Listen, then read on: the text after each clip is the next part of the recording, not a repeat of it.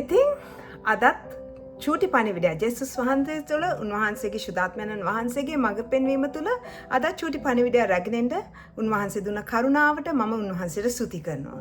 ඉතින් අද කිතුණුවන් හැටියට අපි උන්වහන්සේ විසින් තෝරාගත් සෙනගක් හැටියට අපි ඔබලා අපි උන්වහන්සේට ගෞරවනීය ලෙස ජීවත් වෙනවද? අපි ලෝකයට අභියෝගයක් කරනවද? අපි ලෝකයට ආශිර්වාදයක්ද? යම් කෙනෙක් ඕගලන්ගෙන් ආශිර්වාදයක් පතනවද? යම් කෙනෙක් අපි තුලින් යමක් ඉගෙන ගන්නවද? ඒ තමයි උන්වහන්සේ අපෙන් බලාපොරොත්තු වෙන දේ. ඉතින් අපි ලෝකෙට යන්න ඕනේ. මොකද උන්වහන්සේගේ සකල ජාතීන්ට මේ සුභාරංචි ප්‍රකාශ කරන්න කියලා. අපිට ගේ ඇතුලේ ඉඳලා මේ සුභාරංචි ප්‍රකාශ කරන්න බෑ. නමුත් අපි ලෝකෙට යනකොට අපි යම් සීමාවන් තුල තමයි ගමන් කරන්න ඕනේ. මොකද උන්වහන්සේ තුල අපි ගමන් කරනකොට උන්වහන්සේ සමග යන ගමන්ට හැම තිස්සෙම අපි මාර්ගේ පෙන්වන්න උන්වහන්සේගේ වචනේ තුල අපි ගමන් කරන්න ඕනේ. ඉතින් ශුද්ධ බයිබලයේ දානියෙල් පොතේ ලස්සන කතාවල් තියෙනවා. උන්වහන්සේට ගරු බුහුමන් නැත්තු උන්වහන්සේ තුල යහපත් ඇදහිල්ලෙන් බලවත් ඇදහිල්ලෙන් ගමන් කරපු කීප දෙනෙක් ගැන. ඉතින් මේ චූටි වචනයට මම ඒ අය සම්බන්ධ කරගන්නවා. එක්කෙනෙක් තමයි දානියෙල්. දානියෙල් කියන්නේ තාමත් භක්තිවන්ත මිනිහෙක්. එයා දවසට 3 පාරක් උන්වහන්සේව නමස්කාර කළා. ලොකු ඇදහිල්ලක් තිබුණා. ඒ නිසා ලෝකයට ගියත් බබිලෝනියට අභියෝගයක් කරනවා මිසක් එයාගේ විදිය ඒ ආත්මික ගමන වෙනස් කරගත්තේ නැති චරිතයක් තමයි දානියෙල්. ඉතින් ඒ පාලකයෝ දානියෙල්ව දෙවි කෙනෙක්ව නමස්කාර කරනවා කියලා නීතියක් ගෙනල්ලා සිංහ ගුහාවට පවා දාන්න යුද්ධ වුණා. නමුත් දානියෙල් කිව්වා මගේ සිංහ ගුහාවට දැම්මත් මගේ දෙවියන් වහන්සේ සිංහයන්ගෙන් මාව බේරගන්න උන්වහන්සේ බලවත් කියන ස්ථීර ඇදහිල්ල කරන කොටගෙන ජයගත්ත කෙනෙක් තමයි දානියෙල්. එලෙසම දානියෙල් පොතේ තියෙනවා ශද්‍රක්, මේෂත්, අබෙද්නේගෝ කියන හේබ්‍රු ජාතිකයන් 3 දෙනෙක්. ඒ 3 දෙනාවත් ඒ නෙබුකද්නේසර් රජතුමා රියන් 60ක් උස්ස පිළිමයක් රන් පිළිමයක් හදලා නමස්කාර කරපන් නැත්තම් ගිනි උදන 4ක් වැඩි කරලා ඒ ගිනි උදනට දානවා කියලා කිව්වා. නමුත් මේ තරුණයෝ පොඩ්ඩක්වත් ගිනි උදුනට බය වුණේ නැහැ. මන්ද ඒගොල්ලෝ ළඟ තිබුණා වූ ස්ථීර ඇදහිල්ලක් තිබුණා.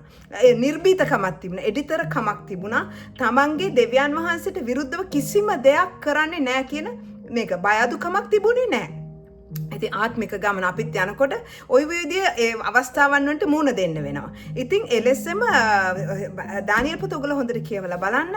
එතකොට දානියෙල් රජතුමාගේ කෑම ඔක්කොම රජතුමාගේ කෑමෙම හොඳ කෑම ඌට ලැබුණා. නමුත් ඔහු ඒවා කෑවේ නෑ.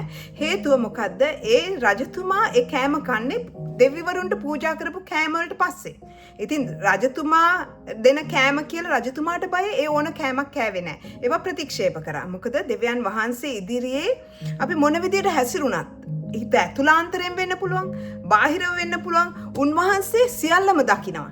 ඉතින් අපි හැම මොහොතෙම උන්වහන්සේට දේව බයක් ඇතුව ජීවත් වෙන්න ඕනේ. ඉතින් බබිලෝනිය ඒ නායකයෝ ඔක්කොමලා රැස් කරලා ඉතින් ශද්‍රක්, මේෂත්, අබෙද්නේගෝ ඒ අනිත් අය ඔක්කොමලා වැඳ වැටිලා බිම වැටිලා රන් රූපයට නමස්කාර කරා. එතකොට ශද්‍රක්, මේෂත්, අබෙද්නේගෝ ඒ ඔක්කොමලා ඉදිරියේ නමස්කාර කරේ නැහැ.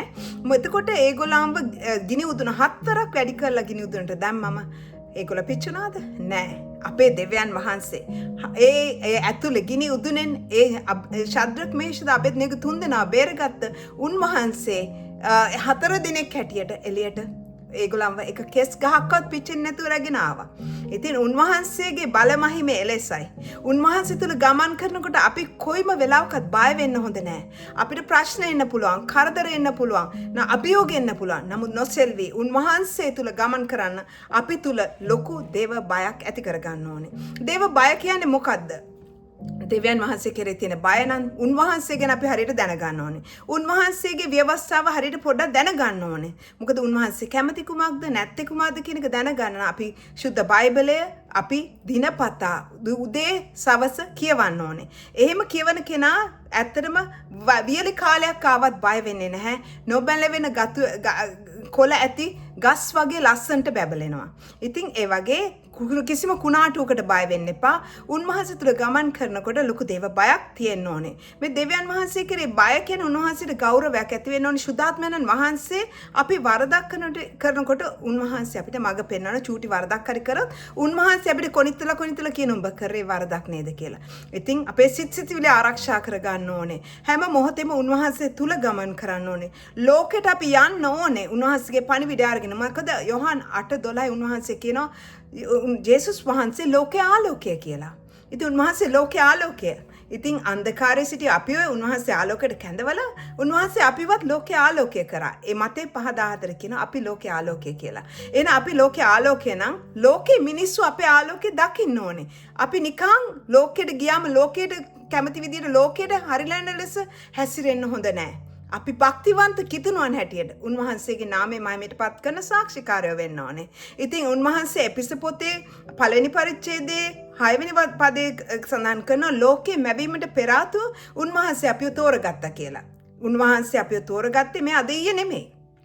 උන්වහන්සේ තෝරගත්තේ අපි ලෝකේ මවන්නත් පෙර ආතුව. ඉතින් අපි කොච්චර භක්තිවන්තේද? අපි හරියට ලෝකේ ජීවත් වෙනවා නම් එක්කෙනා පසුපස දසදහසක් පරම්පරාවල් වෙනස් කරන්න උන්වහන්සේ අපි අරගෙන පාවිච්චි කරනවා. ඉතින් අපි ලෝකෙට ගියාම ලෝකයේ ආකාරයට සමාන වෙන්න එපා කොයි මොහොතත්. දෙවියන් වහන්සේ කෙරෙහි හිතෝපදේශ 9:10 වචනික සඳහන් කරන ප්‍රඥාවේ පටන් ගැනීම නම් ස්වාමින් වහන්සේ කෙරෙහි බය වීමයි. ශුද්ධ තැනන් වහන්සේ දැන ගැනීමයි. දැන ගැනීම නුවණ වේ. ඒතකොට ඉංග්‍රීසියෙන් කියන the fear of the Lord is the beginning of wisdom and knowledge of the Holy One is understanding කියලා. ඉතින් උන්වහන්සේ අපි ප්‍රඥාව ලබන්න නම් උන්වහන්සේට කෙරෙහි බය වෙන්න ඕනේ. බය වෙන්න ඕනේ උන්වහන්සේ අපිට තුවාල කරන්න අපිට දඬුවම් කරන නිසා නෙමෙයි. උන්වහන්සේ අපිව වෙනම තෝරගත්තා. අපිව වෙනම උන්වහන්සේ කැඳෙව්වා. ඉතින් උන්වහන්සේ තුල අපි ගමන් කරනකොට උන්වහන්සේට අවනත වෙන්න ඕනේ. කිසිම මොහොතක කුණාටුවට බය වෙන්න එපා. ඒ තුල ඔරංගේ ඇදහිල්ල කඩා වට ගන්න එපා. අපි මේ යන ගමන තුල උන්වහන්සේ එදා බබිලෝනිය උඩු යටිකුර කරා ශද්‍රක් මේෂත් අබෙද්නේගෝ දානියෙල් කියන ඒ 4 දෙනා තුලින් දානියෙල්ව සිංහ ගුහාවට දැම්මා. උන්වහන්සේ සිංහයන්ගේ කට බැන්දා. එතකොට දානියෙල් කරන කොටගෙන ඒ රජතුමා ඒ බබිලෝනියම උන්වහන්සේ විශ්වාස කරන්න බලපෑමක් ඇති කරා. යක්ෂයාව පරාජය කරා. ඇත්තටම කිව්වොත් අදත් අපි ඉන්නේ ලෝකේ. යක්ෂයාගේ ආධිපත්‍යය කඩන්න උන්වහන්සේ අපිට ලූක් 19 වචනෙන් උන්වහන්සේ අපිට බලය දීලා තියෙනවා. ඉතින් මේ වචනේ ජීවමානයි. අපි එකිනෙකනා උන්වහන්සේ තුළ ගමන් කරනකොට නිර්භීතව දේව බයක් ඇතිව භක්තිවන්තව ගමන් කරන්න ඕන. එතකොට මක් නිසාද උන්වහන්සේ අපිව තෝරගත්තේ? එපිස 2:10 වචනේ සඳහන් කරනවා මක් නිසාද අපි වනාහි යහපත් ක්‍රියා කරන පිණිස ක්‍රිස්තුස් වහන්සේ තුළ මවනු ලැබූ දෙවියන් වහන්සේගේ කර්මාන්තයව සිටිනවා කියලා.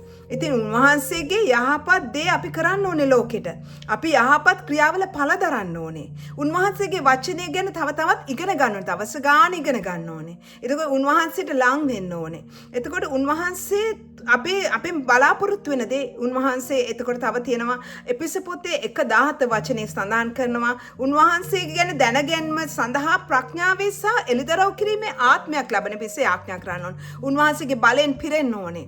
උන්වහන්සේ ගැන දැනගන්න ඕනේ. උන්වහන්සේගේ ඒ උදෙසා ප්‍රඥාව එළිදරව් කිරීමේ ආත්මය ඉල්ලන්න.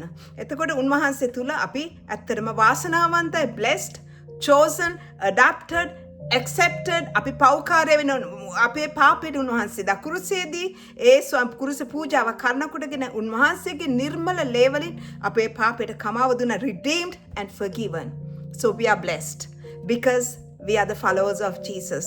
Not just the followers, we are truly spiritual people who will do a great impact to the world.